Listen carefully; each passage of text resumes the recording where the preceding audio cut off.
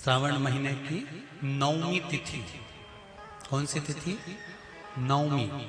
चाहे शुक्ल पक्ष की हो चाहे कृष्ण पक्ष की। 7 दुर्वा। कितनी दुर्वा? 7 दुर्वा अशोक सुंदरी वाली जगह पर चढ़ाकर, शंकर भगवान के ऊपर चढ़ाकर, गणेश जी के चरणारविंद को लगाकर उसको लेकर आना है। हाटकेश्वर महादेव का स्मरण कर। कौन से महादेव? हाटकेश्वर महादेव। उसको लेकर आइए। उदर में, पेट में रोग हो, बीमारी हो, बहुत ज्यादा तकलीफ हो रही हो, शरीर के अंतर्गत एसिडिटी रहती हो या पेट के अंतर्गत कोई ना कोई बीमारी बनी ही रहती हो, उसको भादों के महीने में, कौन से महीने में? भादों के महीने में किसी भी दिन सुबह के समय जब आप वो दुर्वा लेकर आए, 5 दिन, 6 दिन, 7 दिन में एक एक कर कर खाली पेट उसको चबा चबा कर खा लो और पानी पी लीजिए।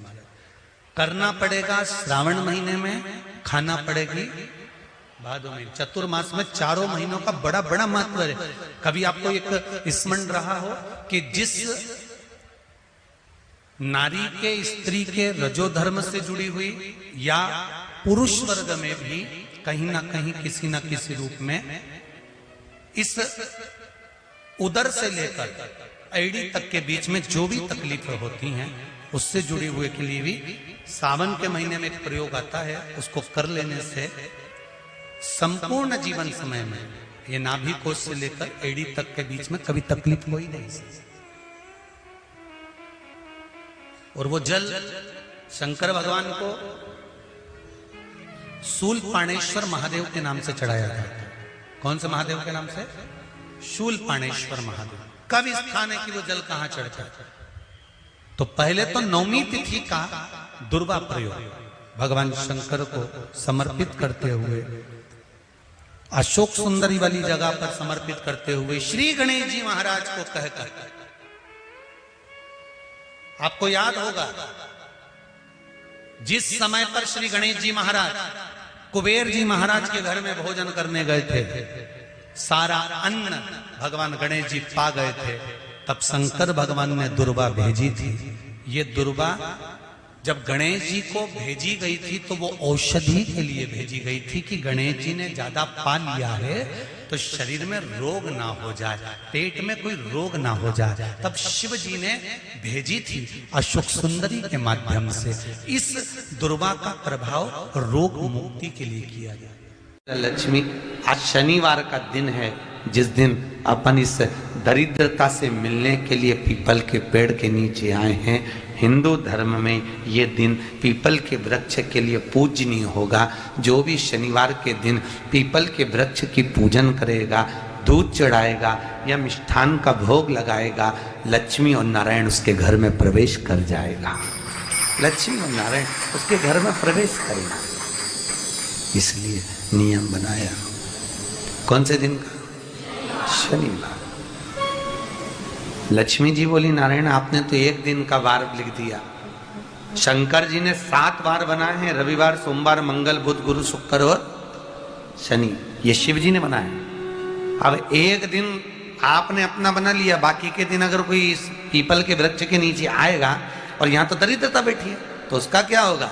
भगवान नारायण बोले, सुन दरिद्रता, तेरे से एक विनती है, अगर कोई भी मनुष्य इस पीपल के पेड़ के नीचे अगर 7 दिन में आता है और उसके हाथ में अगर कोई सामग्री होती है तो तू उसके घर में प्रवेश नहीं करेगी।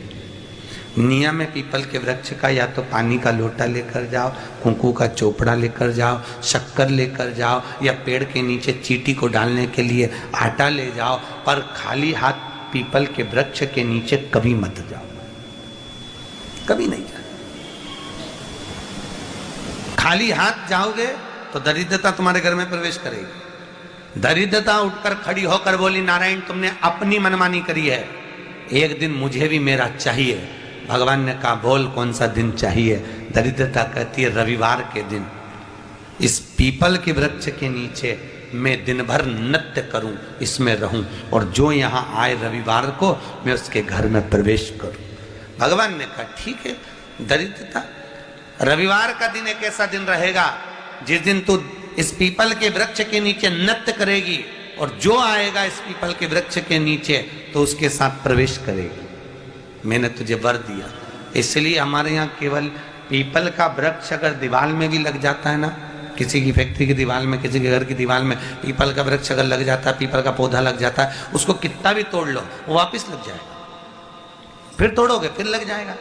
अगर पीपल के पौधे को तोड़ना है तो केवल रविवार का दिन एक नींबू, एक मिर्ची और बमूल का कांटा, ये 3 चीजें रखने के बाद में आधे घंटे बाद रविवार के दिन पीपल के पेड़ को उखाड़ कर फेंक दो। दूसरी बार कभी पीपल दीवार में लगता ही नहीं, कभी नहीं लग सकता। केवल एक रविवार का, केवल एक संडे।